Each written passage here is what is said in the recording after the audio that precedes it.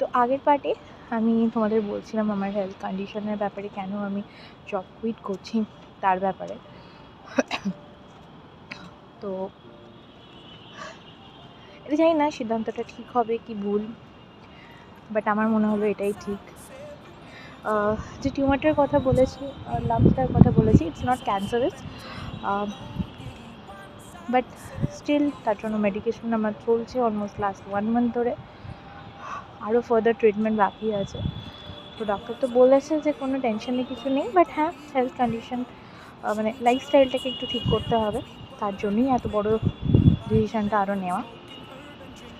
আর আমি এই রেকর্ডিংসগুলো যখন করছি তখন অলমোস্ট আমি আমার কনসেন্ট্রিক্সের সাথে যে লাস্ট কয়েকটা দিন সেই মুহূর্তে আমি শ্যুট করছি। আমি এখান থেকেই এই রেকর্ডিংসগুলো করছি, বাট হ্যাঁ এগুলো পরে আপলোড করছি আস্তে আস্তে, পুরোনো স্মৃতিগুলোকে সাথে রাখার জন্য। অদ্ভুত একটা ফিলিংস হচ্ছে, 11 বছর কম সময় নয়। আর সারা দিন 24 ঘন্টার মধ্যে বেশিরভাগ সময়টা আমার এখানে কেটেছে, 9-10 ঘন্টা।